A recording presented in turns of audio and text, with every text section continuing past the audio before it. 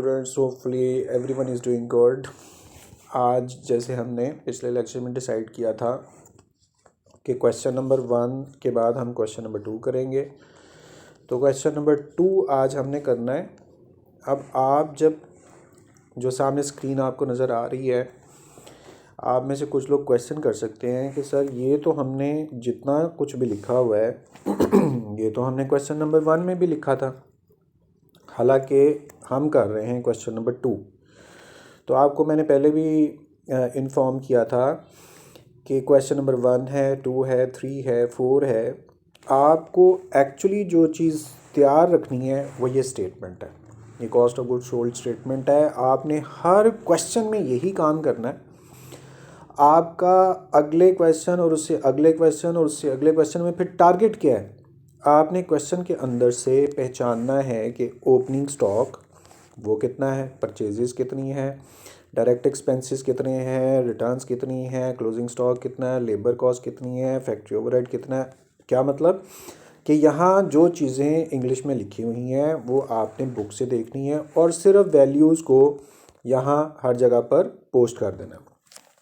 Okay, एक तो ये बात आपको समझनी चाहिए कि हमने कोई नया काम नहीं करना। क्वेश्चन नंबर 1 में जो कुछ किया है वही क्वेश्चन नंबर 2 में करना है, बस क्वेश्चन चूँकि डिफरेंट हो गया तो वहाँ पर अमाउंट्स टेक ओवर करनी है।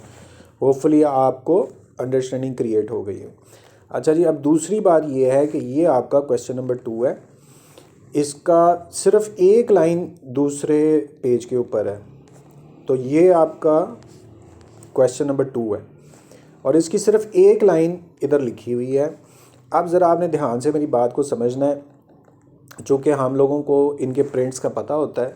सिर्फ एक मिस्टेक इससे प्रिंट में हो गई है और वो ये जो 1,80,000 आपको लिखा हुआ नज़र आ रहा है, एक्चुअली ये 1,80,000 नहीं है, ये 1,88,000 है। तो आपने BRS में भी पढ़ा, बैंक रिकॉन्सिलेशन में, रेक्टिफिकेशन में आपने पढ़ा कि मिस्टेक्स पॉसिबल है, हर जगह पे मिस्टेक हो सकती है। तो यहाँ एक छोटी सी प्रिंटिंग मिस्टेक है जो बाकी बुक्स में नहीं है, सिर्फ इस एडिशन के अंदर ये प्रॉब्लम है। तो यहाँ ये 180,000 नहीं है, आपने इसको 188,000, तो दोबारा रिपीट करने की तो ज़रूरत नहीं पड़नी चाहिए, बस आपने ये समझना ये मिस प्रिंट है, ये 180,000 नहीं है, ये 188,000 है। ओके, अब हमने नेक्स्ट अपना क्वेश्चन स्टार्ट करते हैं। हम दोबारा एक दफ़ा इसको रिव्यू कर लेते हैं कि ये एक स्टेटमेंट है जो cost of goods sold statement है और आपने सिर्फ क्वेश्चन में से वैल्यूज़ पकड़नी है और यहाँ पुट करनी है। एक तो काम ये। दूसरा, आपने समझ के रखना है कि जो चीज़ें ये जो इंग्लिश लिखी हुई है, इसके अलावा जो चीज़ें हमने नहीं समझी या जो चीज़ें इस स्टेटमेंट के अंदर नहीं आ रही, क्वेश्चन में उनको पिक नहीं करना। अंडरस्टैंडेबल होगी चीज़, क्वेश्चन में आपने उनको पिक नहीं करना, सिर्फ जो इस स्टेटमेंट में इंग्लिश लिखी हुई है सिर्फ उनको पिक करना है। इसके अलावा जो क्वेश्चन में नज़र आई चीज़ें उनको आपने टेक ओवर नहीं करना। ओके, अब हम कल की तरह से क्वेश्चन जैसे स्टार्ट करेंगे, वो हमारे क्वेश्चन में जो चीज़ें आ रही हैं हम सिर्फ उनको पिक करते जाएंगे। सबसे पहले लिखा हुआ है परचेजेस, यहाँ आपको नज़र आ रहा होगा, ये क्वेश्चन नंबर 5.2 यहाँ से शुरू हो रहा है, ये परचेजेस हैं और उसके आगे 180,000 है। वो हमने अभी डिसाइड किया कि वो 188,000 है। क्वेश्चन में जाएंगे, वहाँ आपको नज़र आ रहा है कि ये सबसे ऊपर परचेज़ लिखा हुआ है, हमने ढूंढा और उसके सामने परचेज़ की अमाउंट को पोस्ट कर दिया 188,000।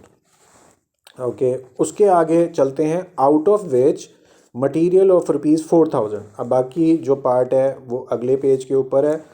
4,000 लिखा हुआ है रिटर्न टू सप्लायर। अब आपको जब मैंने रिटर्न्स बताई थी तो इस जगह पर हमने समझा था कि वो रिटर्न जो रिटर्न आउट हो रही हैं, वो रिटर्न जो आप सप्लायर को दे रहे हैं यानी हमारे से बाहर जा रही हैं। रिटर्न टू से भी आपको बात समझ आ रही है, टू का मतलब होता है को, यानी चीज़ें आपके पास से निकल कर जा रही हैं। तो रिटर्न्स इस क्वेश्चन में आ गई, क्वेश्चन नंबर 1 में नहीं था। और रिटर्न्स के साथ आप देखें सबसे पहले साइन माइनस का लगा हुआ है और रिटर्न 4,000 की हैं, वो 4,000 की रिटर्न्स आप यहाँ पोस्ट कर देंगे।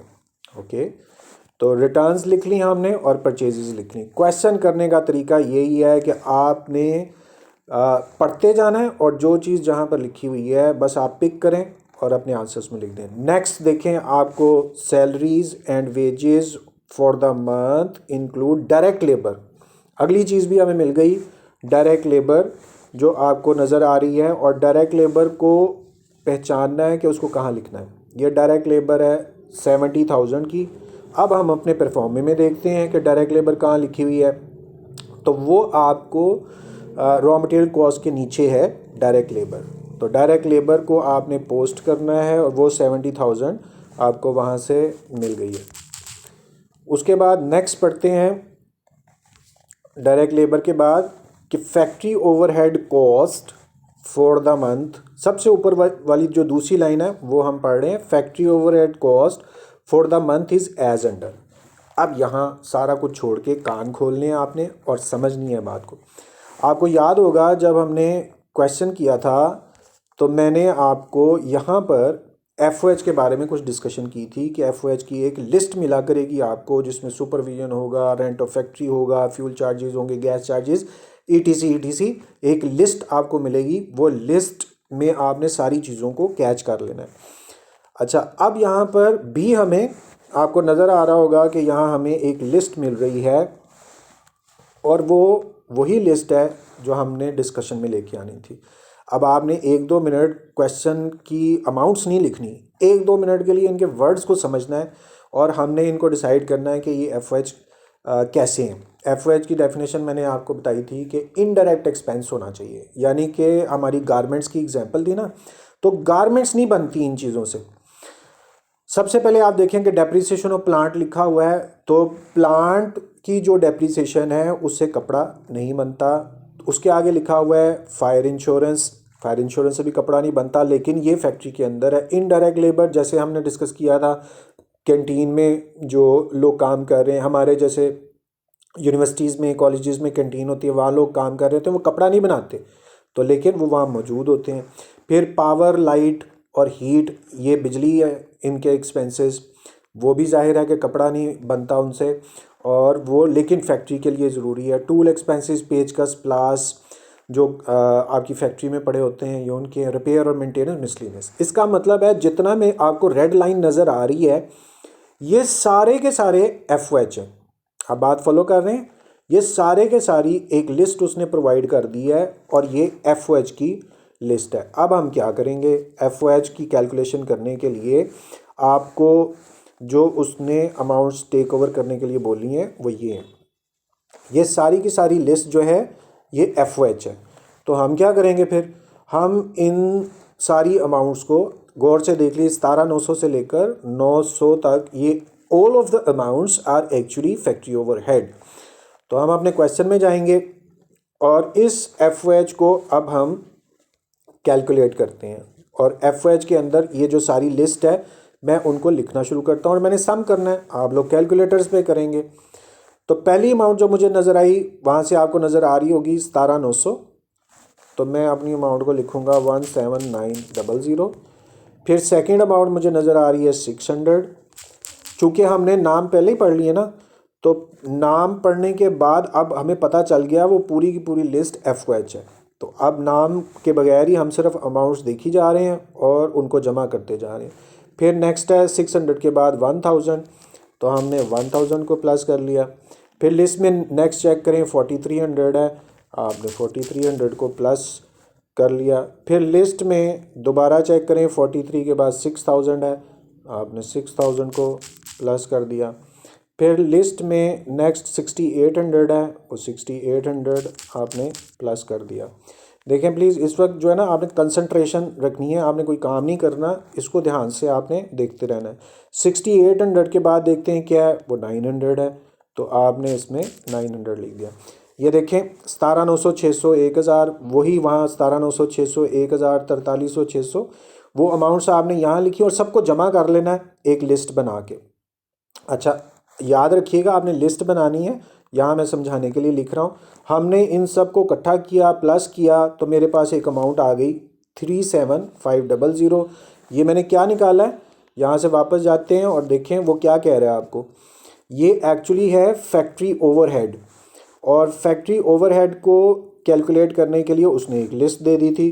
यहाँ से आप पढ़ें, ये लिखा हुआ है फैक्ट्री ओवरहेड, और उसके लिए वो लिस्ट दे रहा था, मैंने लिस्ट पकड़ी और यहाँ जो अमाउंट्स मुझे नज़र आ रही थी मैंने उन सारी अमाउंट्स को प्लस किया, और इन सारी अमाउंट्स को प्लस करके जो मेरे पास अमाउंट आई थी दैट इज़ FOH।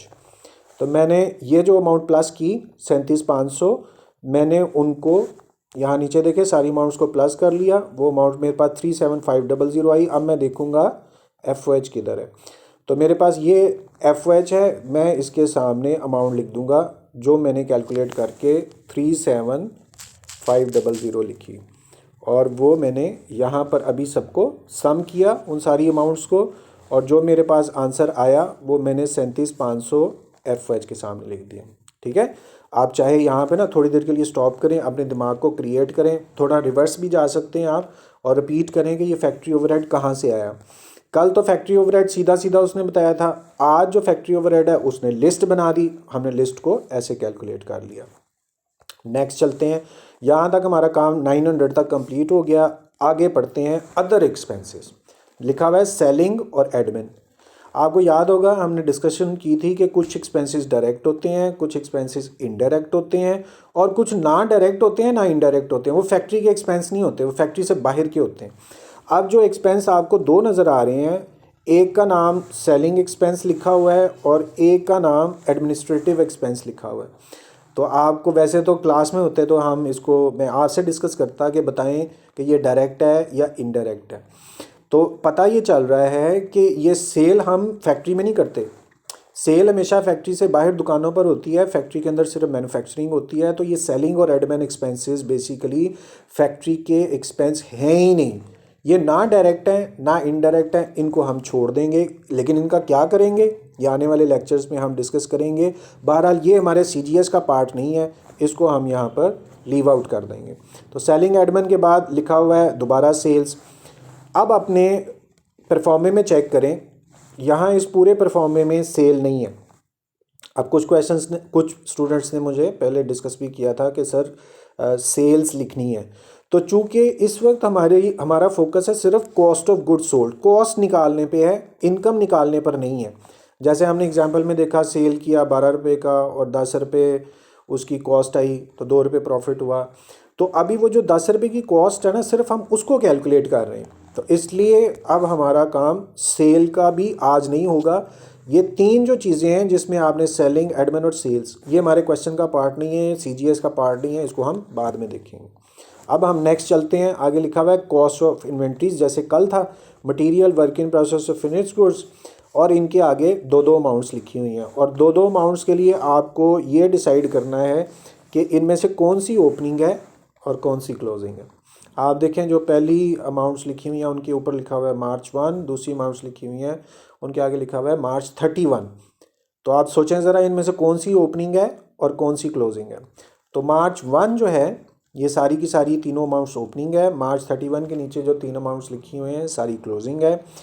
तो ओपनिंग और क्लोजिंग आप ढूंढते हैं कि वो कहाँ कहाँ लिखना था, और सबसे पहले लिखा हुआ है मटीरियल ओपनिंग है 23,000 और क्लोजिंग है 40,800। देखते हैं मटीरियल ओपनिंग कहाँ है।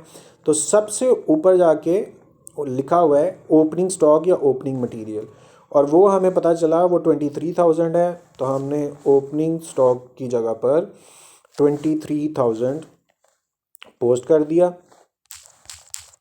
अब नेक्स्ट जो अमाउंट वो हमें नज़र आ रही है यहाँ पर 40,800, जो कि क्लोजिंग रॉ मटेरियल है। क्लोजिंग रॉ मटेरियल ढूंढते हैं कहाँ, वो ये लिखा हुआ है क्लोजिंग रॉ मटेरियल। तो आप यहाँ आकर क्लोजिंग रॉ मटेरियल जो वो कह रहा है 40,800, तो 40,800 आप यहाँ लिख देंगे। अब आप देखें, मैं एक बात अपनी पर्सनल शेयर कर रहा हूँ। मैं क्या किया है, मैंने यहाँ मुझे पता है कि वो 40,800 है। तो कल मैं क्या आपसे बात कर रहा था कि मैंने इसको एक दफ़ा पढ़ लिया, ये 40,800 है, लेकिन जैसे मैं लिखने लगा एक दफ़ा मैंने उसको दोबारा कंफर्म किया कि वो 40,800 है, ये नहीं है। तो एज अ टीचर अगर मैं इतनी केयर कर रहा हूँ, तो जब आप पेपर दे रहे होंगे या क्वेश्चन कर रहे होंगे तो आपको क्या करना है, अमाउंट को ध्यान से 2-3 दफ़ा नोट करना है। एक भी ज़ीरो कम, एक भी ज़ीरो ज़्यादा, तो आप यकीन करिएगा कि पेपर में नहीं पता चलेगा कि कहाँ ज़ीरो कम लगा है, कहाँ ज़ीरो ज़्यादा लगा है, तब ज़्यादा प्रॉब्लम क्रिएट हो जाएगी। ओके, एक हमने ओपनिंग स्टॉक 23,000 लिख लिया और एक क्लोजिंग स्टॉक लिख दिया 40,800। तो यहाँ पर पहली जो अमाउंट थी 23,000 और 40,800 वो पूरी हो गई। दूसरा हमारे पास है वर्क इन प्रोसेस, और वर्क इन प्रोसेस है 22,000 और 29,000। अब क्वेश्चन में ढूंढते हैं कि वर्क इन प्रोसेस किधर है।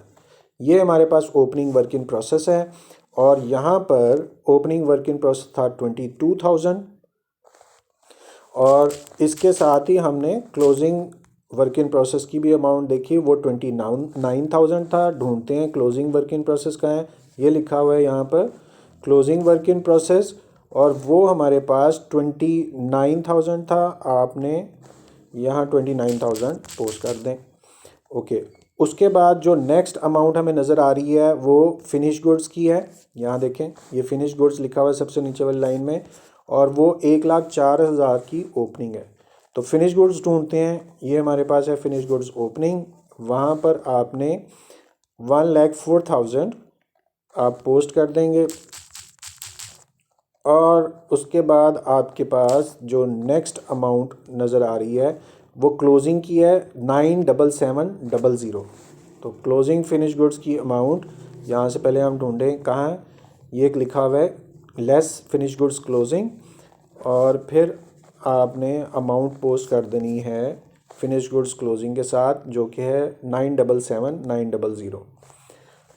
9,77,00 यहाँ पोस्ट कर दी। लें जी, क्या किया हमने इस क्वेश्चन के अंदर रीडिंग स्टार्ट से की और एंड तक जो जो अमाउंट्स जहाँ जहाँ लिखनी है वहाँ हमने पिक करके लिख ली। अब बाकी का काम क्या रह गया, आपने सिर्फ इनको प्लस माइनस करना है। सबसे पहले लिखा हुआ है ओपनिंग स्टॉक, उसमें परचेज के साथ लिखा हुआ है ऐड, और रिटर्न्स के साथ देखें लिखा हुआ है लेस। तो ओपनिंग स्टॉक में परचेजेस को ऐड करना है और रिटर्न्स को लेस करना है, और उसको आपने यहाँ मटेरियल अवेलेबल की सूरत में लिख देना है। तो दोबारा देखें, हमने ओपनिंग स्टॉक में प्लस करना है परचेजेस को और लेस करना है रिटर्न्स को। तो हमारे पास आंसर जो आ गया वो रॉ मटेरियल अवेलेबल आ गया। अब रॉ मटेरियल अवेलेबल के आगे लिखा हुआ है क्लोजिंग स्टॉक को लेस करना है। तो क्लोजिंग स्टॉक हमारे पास ये लिखा हुआ है 40,800। आप उस अमाउंट को 40,800 को लिखा यहाँ, और उसके बाद नेक्स्ट आपने क्या काम करना है कि ये जो रॉ मटेरियल अवेलेबल है इसमें से क्लोजिंग स्टॉक को लेस करना है। तो हम क्या करेंगे, जो रॉ मटेरियल अवेलेबल है 2,07,000, इसमें लेस कर देंगे 40,800। 40,800 को आप लेस कर देंगे तो वहाँ आपके पास अमाउंट अवेलेबल हो गई। आपने क्या किया, 2,07,000 में से और राइट आपने क्या किया कि रॉ मटेरियल आपके पास था जो ऊपर से सॉल्व करके आया 2,07,000, उसमें से आपने लेस किया क्लोजिंग स्टॉक, तो अमाउंट आपके पास आ गई 1,66,200, जो हमारे पास हेडिंग है। कल की बात याद है ना, मैंने आपसे कहा था कि ये जो बोल्ड हेडिंग्स हैं ये इनकी कोई बुक के अंदर इंफॉर्मेशन अवेलेबल नहीं होती, ये सिर्फ यहीं पे प्लस माइनस करके जो आंसर आने होते हैं वो आएंगे। फिलहाल आपने ये बात समझनी है, नेक्स्ट क्वेश्चन में हम देख लेंगे। चलिए, यहाँ तक हमने सॉल्व कर लिया था। उसके बाद ये जो 70,000 है ये क्या है, इसमें डायरेक्ट लेबर, और डायरेक्ट लेबर को सबसे पहले लिखा हुआ है ऐड करना है। तो आप जो आपके पास आंसर आया हुआ है 1,66,200, इसमें प्लस करना है डायरेक्ट लेबर को, तो आपके पास नेक्स्ट आंसर आ गया 2,36,200, वो प्राइम कॉस्ट है। नेक्स्ट आपके पास 37500 है जो कि फैक्ट्री ओवरहेड है, और फैक्ट्री ओवरहेड के साथ भी लिखा हुआ है ऐड। तो आप इसमें 2,36,200 में ऐड करेंगे फैक्ट्री ओवरहेड 37,500, उसकी अमाउंट लिख देंगे। अब नेक्स्ट आपके पास है 22,000, और वो है वर्क इन प्रोसेस ओपनिंग है, वो भी आप देखें सबसे लेफ्ट में लिखा हुआ है ऐड करना है। तो आप 2,73,700 में ऐड कर देंगे 22,000, तो आपके पास नेक्स्ट आंसर जो है वो कॉस्ट ऑफ गुड्स मैन्युफैक्चर्ड का आ गया। अगला है वर्क इन प्रोसेस क्लोजिंग को लेस करना है, माइनस करना है। तो आप 2,95,700 में से लेस कर दें 29,000, तो नेक्स्ट आंसर आपके पास आ गया। और उसके बाद जो हमारे पास है वो ओपनिंग फिनिश गुड्स है, और देखें उसके साथ लिखा हुआ है ऐड। तो आपने ओपनिंग फिनिश गुड्स को ऐड करना है 2,66,000 में, प्लस करना है ओपनिंग फिनिश गुड था, ओपनिंग फिनिश गुड्स 1,04,000, उसको आपने ऐड कर दिए। और फाइनली जो आपके पास है वो क्लोजिंग फिनिश गुड्स है जो कि लेस करनी है। तो आपने जो आंसर है 370,700 में लेस करना है फिनिश गुड्स क्लोजिंग 97,700, और आपके पास एक अमाउंट आई है 2,73,000 जो कि है कॉस्ट ऑफ गुड्स सोल्ड। अच्छा, अब हम इसका आंसर चेक करते हैं, क्या पता हमारे से कोई ज़ीरो ज़्यादा लग गया या कम लग गया। तो 2,73,000 जो आपके पास अमाउंट है ये CGS है, और यहाँ पर आपके पास पहला CGS है और आंसर भी 2,70,000। चलिए अच्छा हो गया, हमसे कोई अमाउंट में मिस्टेक नहीं हुई। आप अब दूसरा आंसर देख रहे हैं NP यानी नेट प्रॉफिट 2,62,500। चूँकि हमने इसकी डिस्कशन नहीं की हुई, और आपको याद होगा कि मैंने अभी आपसे कहा है कि ये सेलिंग, एडमिन और सेल, इसको नहीं अभी आपने करना। हम इसको हालांकि डिस्कस किया हुआ है लेकिन आज नहीं करेंगे, हम इसको नेक्स्ट लेक्चर के अंदर डिस्कस करेंगे। तो अभी फ़िलहाल हमने CGS कैलकुलेट कर ली जो 2,73,000 की है, और यहाँ पर भी हमारे पास 2,73,000 है। ओके, अब आपका काम क्या है, यहाँ वीडियो को स्टॉप कर दें। जो वैल्यू आपने जहाँ जहाँ जहाँ लिखी हुई है इंग्लिश पढ़ें, दोनों को टैली करें और अच्छी तरह समझें। कमेंट्स में मुझे बता भी सकते हैं आप कि आपको जो अमाउंट आपको कंफ्यूज कर रही हो वो डिस्कस मेरे से कर लें, प्रॉब्लम कर रही है वो मुझे बता दें।